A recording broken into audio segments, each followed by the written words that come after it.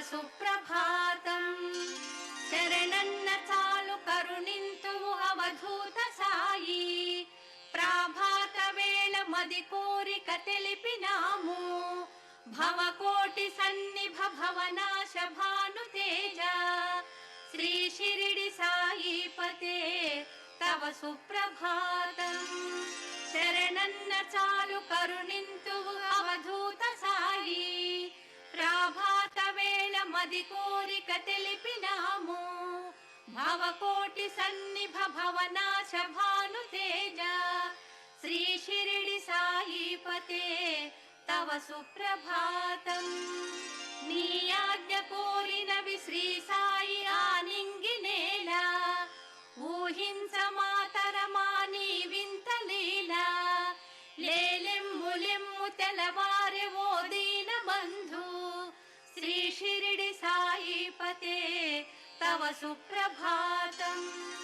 లేలెమ్ము నిదుర సద్గురుదేవ సాయి. మాలోని అహము ఖండన సేయుమయ్యా. నీ భక్త బృందమును పాలించ సమయమాయే. శ్రీ షిరిడి సాయిపతే తవ సుప్రభాతం. మా కష్ట భారములు నీపైన మోపినంత. మటుమాయమే కదా మదిలోని చీకటంతా. లేలెమ్ము నిదుర తెలవారెను సాయి రామా.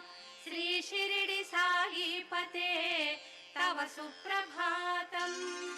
నిన్ను నమ్మినట్టి నిజ భక్తుల కోరికలను అడగకనే తీర్తువని ఇలా నమ్మెనయ్యా. ఈ విశ్వమందు సమతత్వము పెంచుమయ్యా. శ్రీ షిరిడి సాయిపతే తవ సుప్రభాతం. లేలెమ్ము సాయి అవధూత సాయినాథ. నీ చరణ కమల దర్శన భాగ్యమిమ్ము. ఊహించ తరమ సాయీశ్వర నీ యోగమాయా. శ్రీ షిరిడి సాయిపతే తవ సుప్రభాతం. అసమాన రూప రవితేజ యోగి రాజా. సద్భక్తులంత గుడి ముంగిట వేచినారు. నీ దివ్య రూపము చూడగ వేడినారు. శ్రీ షిరిడి సాయిపతే తవ సుప్రభాతం. నీ వచనామృత ధారలయందు మునిగి తరింతుము సాయి దయ చూపబోయి. కను తెరచీలగాంచు ఓ కమల నయన. శ్రీ షిరిడి సాయిపతే తవ సుప్రభాతం. మా భక్తలోక సంరక్షక సాయినాథ. లేలెమ్ము నిదుర ఇలగాంచుము శ్రీ దత్తనాథ. నీ దివ్య దర్శన భాగ్యము యోగమోయి. శ్రీ షిరిడి సాయిపతే తవ సుప్రభాతం. మా భక్తలోక సంరక్షక సాయినాథ. లేలెమ్ము నిదుర ఇలగాంచుము శ్రీ దత్తనాథ. నీ దివ్య దర్శన భాగ్యము యోగమోయి. శ్రీ షిరిడి సాయిపతే తవ సుప్రభాతం.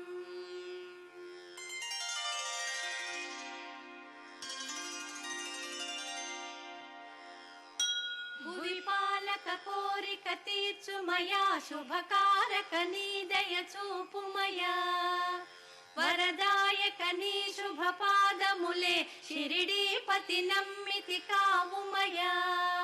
భువి పాలక కోరిక తీర్చుమయా. శుభకారక నీ దయ చూపుమయా. వరదాయక నీ శుభ పాదములే. షిరిడీపతి నమ్మితి కావుమయా. నిన్ను నమ్మిన భక్తుల కోరికలు క్షణకాలమే తీర్తువు సాయి సదా. కరుణాకర ఈశ్వర సాయి ప్రభో. షిరిడీపతి నమ్మితి కావుమయా. నిన్ను వేడినచో శుభయోగములు. షిరిడీశునికే అవి సాధ్యములు. నిరతం చరణం పూజింతుమయా. వరదా శుభదా మము బ్రోవుమయా. అరుణోదయ వేళలో చేరితిమి. శుభపాదము వేడుచు పిలిచితిమి. మునిదేవ దేవతలు నిను గొల్తురయ వరమీయవ సాయి తరింతుమయ భవనాశకనీ శుభరూపమునే ఇలవేడి స్తుతించెను సాయి ప్రభో ప్రణమిల్లితి వేడితి షిరిడిపతి గురుదేవ శుభాంగ స్మరింతుమయా వరదాత సురేశ్వర సాయి ప్రభో నిన్ను చేరిన భక్తులగావుమయా షిరిడీశ్వర ఈశ మహేశ ప్రభో కరుణించుము సాయి దయానిలయా నిన్ను చేరిన మా కల తీరునయా ప్రభుని శుభగానము వేద సమం.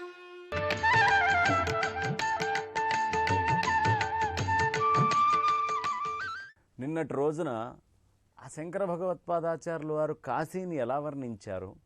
విశ్వేశ్వరుడు అంటే విశ్వం మొత్తము వ్యాపించి ఉన్నవాడు. ఆయన్ని దర్శించాలంటే విశాలమైనటువంటి అక్షులు ఉండాలి.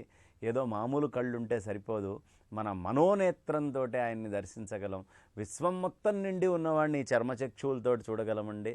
అందుకనే అక్కడ అధిష్టాన దేవత పేరు విశాలాక్షి అని పెట్టడం జరిగింది. ఆ తర్వాత అక్కడ అమ్మవారిని ఏమని కోరుకుంటున్నారు?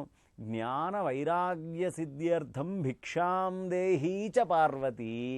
అమ్మ, నాకు జ్ఞానము వైరాగ్యము ఇవన్నీ కూడా అభివృద్ధి చెందాలి అంటే ఇదిగో అన్నం తినాలి, అలాంటి భిక్షని నాకు ప్రసాదించు తల్లి. జ్ఞాన వైరాగ్యం ఉన్నవాడికే విశాలమైన కళ్ళు వస్తాయి. ఆ విశాలమైన కళ్ళు ఉన్నవాడు మాత్రమే విశ్వమంతా నిండి ఉన్నటువంటి పరమేశ్వరుణ్ణి దర్శించగలడు. ఏమిటంటే అన్నానికి పరమేశ్వర దర్శనానికి సంబంధం ఏమిటి అంటే శంకరులు చెప్తారు, అన్నము అనేది పరబ్రహ్మస్వరూపమయ్యా. మనం తిన్నటువంటి అన్నము మూడుగా విభజించబడుతుంది. ఛాందోగ్యోపనిషత్ వాక్యం ఇది, ఆ భాష్యంలో మనకు దొరుకుతుంది. మనం తిన్నటువంటి అన్నములో స్థూల భాగం అంతా కూడా పురీషము, వేస్ట్, వ్యర్థం కింద వెళ్ళిపోతుందట. ఆ తర్వాత మనం తిన్న అన్నములో మధ్యమ భాగం అంతా మాంసం కింద మారుతుంది శరీరంలో. ఆ తర్వాత మనం తిన్న అన్నంలో సూక్ష్మ భాగము మన లోపల మనస్సుగా మారుతుంది. అన్నం తినని వాడికి 3 రోజులు అన్నం పెట్టకుండా వాడికి ఏ విషయమైనా చెప్పండి, వాడు ఎక్కించుకోలేడు. 4, 5 అవుతుంటే కళలన్నీ తప్పిపోతాయి. వాడి మనస్సు గ్రహించడానికి యోగ్యంగా తయారవ్వదు. కాబట్టి మనస్సు ఎక్కడి నుంచి వస్తోంది? మనం తినేటటువంటి అన్నం నుంచి వస్తుంది. ఈ అన్నం వల్లే మనస్సు ఏర్పడుతుంది అని చెప్పడానికి మనకు ఉపనిషత్ కథలు కూడా చాలా ఉన్నాయి. కాబట్టి అన్నాన్ని ఏదో ఆవేశంగా ఎట్లా పడితే అట్లా తింటాం కాదు. సుఖేన మౌనేన భోక్తవ్యం స్వస్థమానసై. సుఖంగా తినాలి, మౌనంగా భోజనం చేయాలి, స్వచ్ఛమైన మనస్సు పెట్టుకొని భోజనం చేయాలి. ఎలా పడితే అలా ఆవేశంగా వ్యర్థమైన విషయాలన్నీ మాట్లాడుకుంటూ భోజనం చేస్తే మన మనస్సు చికాకుగా ఉంటుంది. ఆ చికాకు ఎదుటి వాళ్ళ మీద మనం ప్రదర్శిస్తూ ఉంటాం. మన మనస్సు ప్రశాంతంగా ఎప్పుడు ఉంటుంది? మనం అన్నం ప్రశాంతంగా తిన్నప్పుడే ఉంటుంది. అన్నం వల్లే మనకి మనస్సు ఏర్పడుతోంది. కాబట్టి ఆ అన్నం విషయంలోనే మనకి కృష్ణ పరమాత్మ చెప్తాడు. అసలు అన్నం గురించి భారతీయులు చెప్పినట్టు ఈ ప్రపంచంలో ఎవరండి చెప్పింది? వేదం కంటే ప్రమాణంగా అన్నం ఎలా తినాలి అనేది ఎవరైనా చెప్పారా? భగవద్గీతలో కృష్ణ పరమాత్మ అంటారు, అహం వైశ్వానరో భూత్వా ప్రాణినా దేహమాశ్రితః ప్రాణాపాన సమాయుక్తం పచామ్యన్నం చతుర్విధం. నేనే ఇగో ఈ సమస్తమైన ప్రాణుల్లో వైశ్వానరుడు అనే అగ్నిహోత్ర స్వరూపం లోపల వ్యాపించి ఉన్నానయ్యా. మీ అందరిలో మీరు తినేటటువంటి 4 రకాలైనటువంటి అన్నాల్ని పచ్యం చేస్తున్న వాడిని నేనే. ఏమిటండి, ఈ ప్రపంచంలో ఎన్నో రకాల వంటకాలు ఉన్నాయి. థాయిలాండ్ వాళ్ళ ఉన్నాయి, ఫిన్లాండ్ వాళ్ళ ఉన్నాయి, ఆస్ట్రేలియా ఉన్నాయి, అమెరికా ఉన్నాయి, ఫ్రెంచ్ వాళ్ళ ఉన్నాయి. భారతీయులవే ఒక్కొక్కళ్ళ ఇంట్లో ఒక్కొక్క రకం చప్పున తీసుకుంటూ పోయినా, ఒక్కొక్క ప్రాంతానికి ఒక్కొక్క రకం తీసుకుంటూ పోయినా ఇంతకంటే ఆహారాలు లేవు కదా. కృష్ణ పరమాత్మ ఏమిటండి 4 రకాల ఆహారాలని పచ్యం చేస్తా అంటాడు. 4 ఆహారాలు అంటే ఎవ్వడు ప్రపంచంలో ఎన్ని తిన్నా ఉన్నది 4 రకాల ఆహారాలే. ఏమిటయ్యా అవి? భక్ష్య, భోజ్య, చోష్య, లేహ్యాలు అని 4 రకాలు. భక్ష్యాలు అంటే పీక్కు తినేవి, భోజ్యాలు అంటే నవ్వులుతూ తినేవి, చోష్యాలు అంటే చప్పరిస్తూ తినేవి, లేహ్యాలు అంటే నాకుతూ తినేవి. ఈ 4 రకాలు తప్ప కొత్త రకంగా ఎవ్వరూ తినలేరు. జుర్రుకుంటూ చప్పరిస్తూ తాగాలి, లేదంటే నాకుతూ చప్పరిస్తూ తినాలి, లేదంటే పీక్కొని తినాలి, లేదంటే నవ్వులుతూ తినాలి. ఈ 4 కాకుండా ఇంకొక రకం ఎవరు తినలేరు. కాబట్టే నేను మీ శరీరం లోపల వైశ్వానరుడనే అగ్నిహోత్ర స్వరూపంలో ఉండి మీరు తినేటటువంటి 4 రకాలైనటువంటి ఆహారాలని పచ్యం చేస్తున్నానయ్యా అని కృష్ణ పరమాత్మ మనకి చక్కటి ఒక శపథం చేసి ఉన్నారు. అంటే అన్నం తింటం అంటే ఏమిటండి? అన్నం తింటము అంటే కడుపు లోపల ఉన్నటువంటి వైశ్వానర అగ్నిహోత్ర స్వరూపుడైన కృష్ణ పరమాత్మకి ఆహుతులు వేయటము. ఈ ఆహుతుల్ని ఎంత శ్రద్ధగా వేయాలి! భగవంతుడికి వేసేటటువంటి ఆహుతుల్ని మీ ఇష్టం వచ్చినట్టుగా అటు ఇటు తిరుగుతూ నిల్చొని ఎట్లా పడితే అలా బఫెలో భోజనము చేస్తూ తింటాం కాదు. బఫెలో ఎలా అయితే నిల్చొని తింటూ తలకాయ అటు ఇటు ఊపుతూ తింటుందో అది కాదు మన సంప్రదాయము. ఒక దగ్గర కూర్చొని చాలా శ్రద్ధగా భోజనం చెయ్యాలి. కాబట్టి ఆ భోజనము పరమాత్మకిచ్చేటటువంటి ఆహుతి అనే విషయం గుర్తుంచుకొని తినాలి. అందుకే మన పూర్వం వాళ్ళు ఆహారం విషయంలో జాగ్రత్తగా మాట్లాడేవారు. వాళ్ళు నా కడుపు నిండింది, నేను కడుపు నిండా తిన్నాను అనేవాళ్ళు కాదు. ఆత్మారాముడు సంతృప్తి చెందాడు అని చెప్తుండేవాళ్ళు పూర్వం అందరూ. అది ఒక ఆహుతి అని వాళ్ళకి తెలుసు. కాబట్టి మన మనస్సు మనం తినే అన్నం వల్ల వస్తుంది. ఆడవాళ్ళు కూడా విసుగ్గా చికాగ్గా అన్నం వండి గనక పళ్ళాల్లో పెట్టినట్టయితే తిన్న మొగుడు ఖచ్చితంగా విసుగ్గా చికాగ్గా తిరిగి తిడతాడు. దీంట్లో అనుమానం లేదు.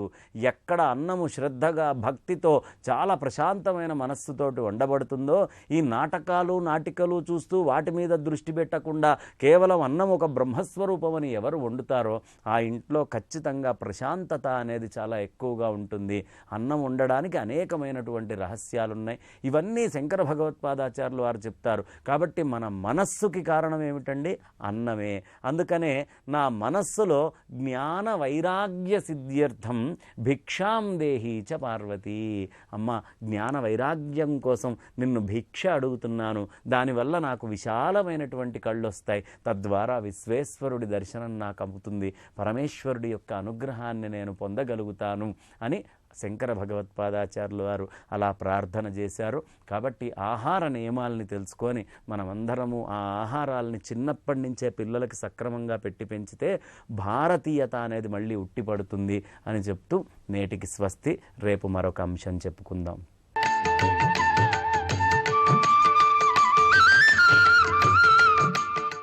అశరీరవాణి ఏం చెప్పింది? అష్టమ గర్భం అని చెప్పింది. అష్టమ గర్భం అంటే ఏ గర్భం ఎవరికి తెలుసు? ఇదే ఎందుకు అష్టమ గర్భం అవ్వకూడదు? కింద నుంచి లెక్కించుకుంటురా 1, 2, 3 అని. ఇది ఎన్నో గర్భం అవుతుంది. అవునవును, 8వ గర్భం అవుతుంది. మరి అయితే వేడి నుంచే నీకు మృత్యు రాదని నమ్మకం ఏమిటి? అవును, కలగచ్చు. అయితే ఏం చేద్దాం? నీ ఇష్టం. చెప్పాను, తర్వాత నీ ఇష్టం. వెళ్ళిపోయాడు. నారాయణ నారాయణ. అప్పటి వరకు బాగానే ఉన్నాడు. మళ్ళీ కంసుడు వచ్చాడు, చెరసాలకు వచ్చి ఆ బిడ్డను నాకు ఇవ్వండి. తీసుకున్నాడు. శిశుఘాతం, భ్రూణహత్య, స్త్రీ హత్య, బ్రహ్మహత్య, ఇవన్నీ కూడా మహాదోషాలని చెప్పారు. బిడ్డ, అప్పుడే పుట్టిన బిడ్డ, వాడిని చూసి ఎవరికైనా ముద్దాడాలనిపిస్తుంది, ఎత్తుకోవాలనిపిస్తుంది. అటువంటి ఆ పిల్లవాడిని చేతిలో తీసుకుని ఏ దయ లేకుండా, ఏ కరుణ లేకుండా వాడిని నేలకు వేసి కొట్టాడు. చూస్తున్నారు దేవకి వసుదేవులు ఎలా ఉండాలి మనస్సు. కానీ తప్పదు, కారణ జన్ములు వాళ్ళు, సామాన్యులు కాదు. బాధపడ్డారు. ఎవరికి బాధ కలదు? తల్లికి ఇంకా ఎక్కువగా బాధగా ఉంటుంది. దుఃఖించింది పాపం తల్లి. కంసుడు వెళ్ళిపోయాడు. అలా 7 గర్భాలు. 7వ గర్భంలో ఆ పరమాత్మకు అనిపించిందిట, అయ్యో అమ్మ ఎంత బాధపడుతోంది, ఆ తల్లికి ఈ పుత్రక్షోభాన్ని ఎలా తప్పించాలి, ఈ పుత్రశోకాన్ని నుంచి ఆ తల్లిని ఎలా బయటపడేయాలి అని మనస్సులో ఆలోచన చేశాడు. చేసి కలుగుతున్నారు పుత్రులు, కానీ ఎవరు మిగలటం లేదు. ఎలా వీళ్ళు ఆ తల్లి చేతికి దక్కేది ఎలా అని ఆలోచన చేసి నాగప్రతిష్ఠ చేయించాలి అనుకున్నారు. నాగప్రతిష్ఠ చేస్తే పిల్లలు దక్కుతారు అని మనస్సులో అనుకుని పరమాత్మ అనంతుడు 7వ గర్భంగా ఆ తల్లి గర్భంలోకి ప్రవేశించాడు. ఆ 7వ గర్భాన్ని తీసుకువెళ్ళి వసుదేవుడి ఇంకొక భార్య రోహిణి నందవ్రజంలో ఉంది, ఆ గర్భంలో ప్రవేశపెట్టు అని యోగమాయని ప్రోత్సహిస్తాడు పరమాత్మ. ఇది ఒక అద్భుతమైన సైన్స్. ఇది ఒక గర్భం నుంచి మరొక గర్భానికి ఆ పిండాన్ని తీసుకువెళ్ళి ఉంచటం అంటే సామాన్యమైన పని కాదు. అది ఆ యోగమాయ వల్లే సాధ్యమైంది. ఆ పరమాత్మ చెప్పినట్టుగా ఆ తల్లి ఆ సప్తమ గర్భాన్ని ఆ దేవకి మాత గర్భం నుంచి తీసుకువెళ్ళి ఆ రోహిణి గర్భంలో ప్రవేశపెట్టింది. అక్కడ ఆ గర్భం పెరుగుతూ ఉన్నది. వసుదేవుడి భార్య రోహిణి మాత కూడా. ఆ బలరాముడు, బలభద్రుడు అంటే అనంతుడి అవతారం కాబట్టి, ఆదిశేషుడి అవతారం కాబట్టి, ఎప్పుడైతే ఆ గర్భంలో సర్ప ప్రతిష్ఠ అయిందో, నాగప్రతిష్ఠ అయిందో, అప్పుడు దేవకి మాతకి గర్భం నిలిచింది అని చెప్తారు. ఆ పుత్ర ఆనందాన్ని, ఆ పుత్రోత్సవాన్ని కూడా ఆ తల్లి అనుభవించింది అని చెప్తారు. అప్పటి నుంచి లోకంలో నాగప్రతిష్ఠ, సర్పప్రతిష్ఠ అనేది వచ్చింది అని కూడా రహస్యంగా వ్యాఖ్యానంలో చెప్తారు. అది కూడా మనం గుర్తుపెట్టుకోవాలి. అందరికీ తెలిసింది గర్భిణిగా ఉంది, కాకపోతే బిడ్డ కలగలేదు. ఓ గర్భస్రావం అయిపోయిందేమో అనుకున్నారు. యోగమాయ వాళ్ళకి అర్థం కాలేదు. అక్కడ బలభద్రుడు, బలరాముడు, సంకర్షణ అనే పేరు వచ్చిందిట ఆయనకి. ఆయన్ని సంకర్షణ అని పిలుస్తారు. ఎందుకంటే ఆకర్షించి తీసుకువెళ్ళి ఆ గర్భంలో ప్రవేశపెట్టింది కాబట్టి ఆయనకి సంకర్షణ అనే పేరు వచ్చింది అని చెప్తారు. ఆ తరువాత పరమాత్మ సంకల్పం చేశాడు. దేవతలందరూ ప్రార్థన చేశారు. మనం రామకథలో, రామావతారంలో ఎలాగైతే చెప్పుకున్నామో అలాగే కృష్ణ కథలో కృష్ణుని కూడా అలాగే ప్రార్థన చేశారు. పరమాత్మ, సమయం ఆసన్నమైంది, నువ్వు ఆ దేవకి గర్భంలో మహాత్ముళ్లాగా, శ్రీకృష్ణ పరమాత్మలాగా అవతరించి భూభారాన్ని తగ్గించి అందరినీ కూడా ఉద్ధరించు స్వామి అని ప్రార్థన చేశారు. అప్పుడు ఆయన దుర్గామాతని, యోగమాయని పిలిచి, నీకు మళ్ళీ ఇంకొక అద్భుతమైన కార్యాన్ని ఇస్తున్నాను, నువ్వు కార్యసిద్ధి చేయాలి. ఏమిటి నాయన అది? నువ్వు ఆ నందగోప వ్రజంలో యోగమాయగా అవతరించు. నీకు అక్కడ చాలా పని ఉంది. నిన్ను వసుదేవుడు తీసుకొచ్చి తర్వాత దేవకి దగ్గర పడుకోబెడతాడు. అప్పుడు నిన్నే అష్టమ గర్భం అనుకుని కంసుడు నిన్ను సంహరించడానికి నిన్ను వేసి నేలకు వేసి కొడతాడు. అప్పుడు నీ నిజరూపాన్ని చూపించు.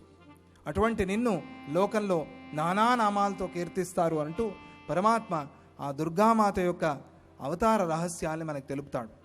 నామధేయాని కుర్వంతి స్థానాని చ నరా భువి దుర్గేతి భద్రకాళీతి వియజా వైష్ణవీతి చ కుముదా చండికా కృష్ణ మాధవీ కన్యకేతి చ మాయా నారాయణీశాని శారదేత్యంబికేతి చ.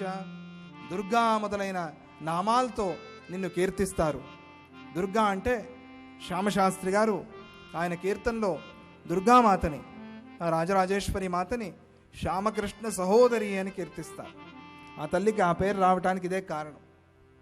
అలా నువ్వు నా కార్యసిద్ధి చేస్తే నిన్ను లోకంలో దుర్గా అనే నామాలతో కీర్తన చేస్తూ ఆరాధన చేస్తారు. అలా ఆరాధన చేసేవారి సమస్త కష్టాలు పరిహారం అవుతాయి అని ఆ పరమాత్మ ఆ యోగమాతని ప్రోత్సహించాడు. మనం కూడా మా తల్లిని కీర్తించుకుని తరువాత కథలోకి ప్రవేశిద్దాం. దుమ్ దుమ్ దుమ్ దుమ్ దుర్గా లం లం లం లం లలిత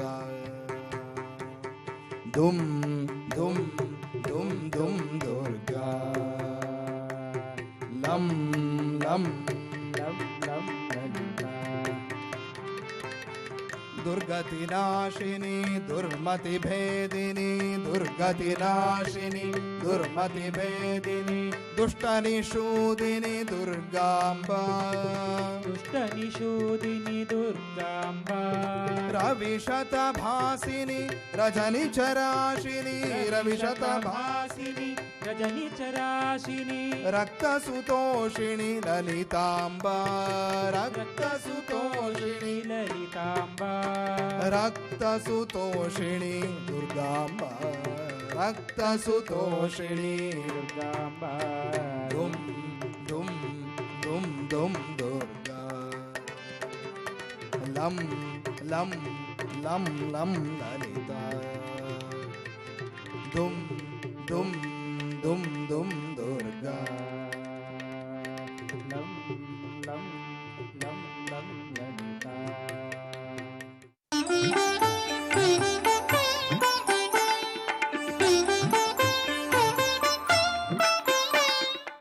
ఒక వ్యక్తి మహాత్ముడు అనుకోగానే ఎంతటి వాడైనా అప్రయత్నంగా 2 చేతులు జోడించి నమస్కరిస్తాడు. అప్పుడే రాముడికి ఆ వచ్చినవాడు భిక్షుకుడి వేషంలో ఉన్నాడు తప్ప ఇతడు భిక్షుకుడు కాదని అర్థమైపోతుంది అనమాట. మారు వేషంలో ఉన్న అంతే. ఒక ఆయన ఉండేవాడు, మా ఊళ్ళో కానిస్టేబుల్గా ఉండేవాడు. పాపం ఆయన తరచుగా వేషాలు వేసేవాడు. వాళ్ళ ఆవిడ్ని నాటకం పట్టించడం కోసమని ఒక రోజున ఏం చేశాడు, ఒక పెద్ద మీసాలు పెట్టుకుని చేతిలో సోలం పుచ్చుకుని డమరకం పుచ్చుకుని భం భం భం ఎవరు లోపల అన్నాడు. పాపం వాళ్ళ ఆవిడే వచ్చింది. నిన్ను చూస్తే లక్ష్మీదేవిలో ఉన్నావు, భిక్ష వెయ్యి అన్నాడు. అలాగే బాబు జంగమదేవరు వచ్చావు అని ఆవిడ లోపలికి వెళ్ళింది. ఆ వచ్చేలోపు ఈయన కంగారు పడి ఏదో మాటలోను ఏం లక్ష్మి అన్నాడు.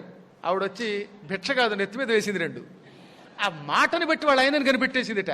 ఈ లక్ష్మి అని చక్కగా తమాషాగా పలుకుతాడైనా పాపం మారు వేషంలో ఉన్నా మర్చిపోయి కంగారులో లక్ష్మి భిక్షతో పాటు కాసిన మంచినీళ్ళు కూడా పట్టురా అన్నాడు. ఇంకేమో దొరికిపోయాడు. అంటే ఎన్ని వేషాలు వేయండి, ఈ దిక్కుమాలిన మాట ఎప్పుడో ఒకప్పుడు బయటకు వస్తుంది, దొరికిపోతాడు. ఎంత మారుద్దాం అనుకున్నా, ఎంత మిమిక్రీ చేద్దాం అనుకున్నా నాటకం సాగుతుందా? అందువల్ల హనుమంతుడి రూపం ఏ రూపంలో ఉన్నా రాముడి దగ్గర మాత్రం ఆయన దొరికిపోయినట్టే అయిందనమాట. ఆ తర్వాత అనేక విధాలుగా ప్రశ్నించి ఎంత మృదువుగా ఎంత మధురంగా, అందుకే శ్లక్షణయ అంటాడు ఒక మాట. శ్లక్షణము అంటే అవతల వాడికి అర్థమయ్యే మాధుర్య స్వరము అని. స్వరం బాగుండాలి ఎప్పుడు. కొన్ని లక్షణములుంటే అటువంటి వాడు పనికిరాడు దూతగా. పురాణం చెప్పడానికి కూడా ఇందులోనే రామాయణంలో చెప్పారు, గీతి శీఘ్రి శిరఃకంపి.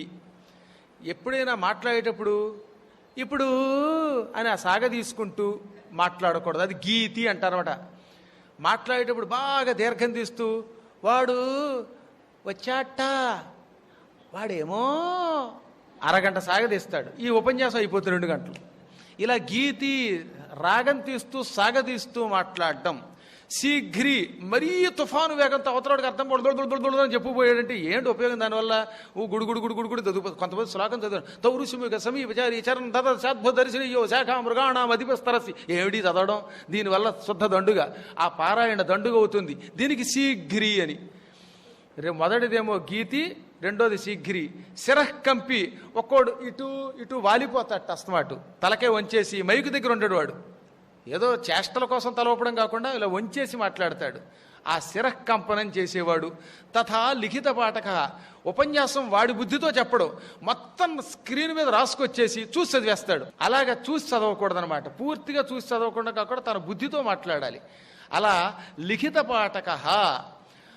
అల్ప అర్థ, అర్థం చెప్పకుండా ఏదో తోచిన రీతిలో చెప్పుకుపోతాడు. అనర్ధజ్ఞుడు అంటారు వాడు అనమాట. కంఠం పైకి లేవకుండా పీలగా ఉండేవాడు.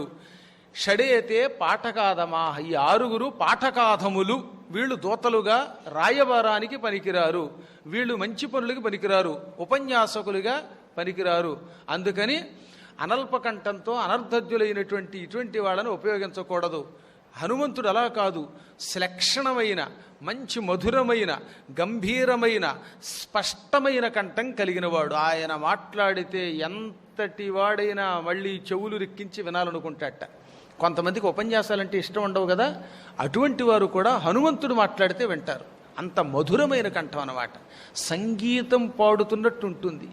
పైగా మృదువైన పదములు, కఠినంగా మాట్లాడ్డాయన. అటువంటి మహాత్ముడు మాట్లాడాడు.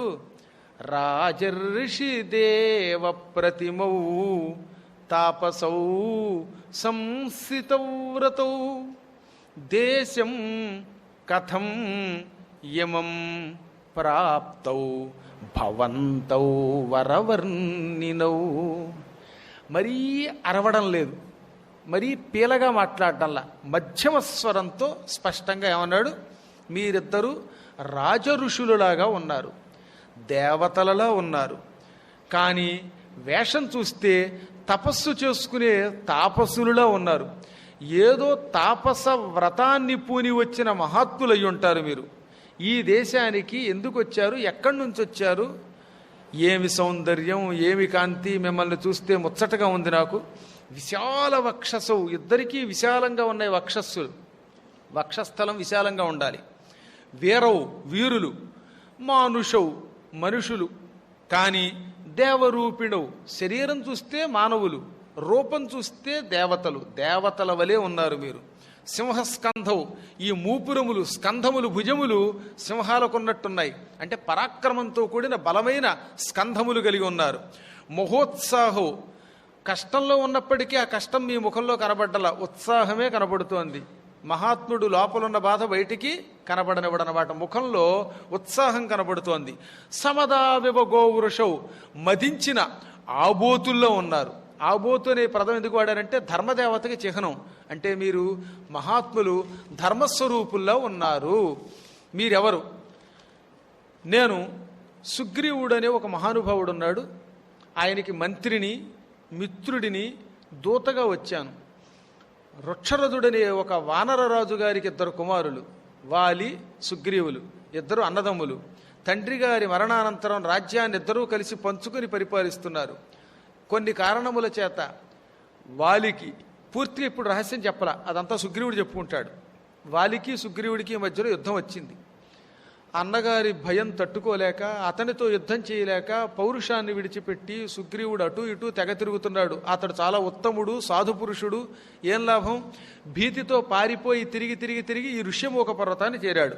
ఈ ఋష్యమూక పర్వతం మీద ఉన్నంత వరకు అతనికి ధైర్యం తప్ప అధైర్యం లేదు, భయం లేదు.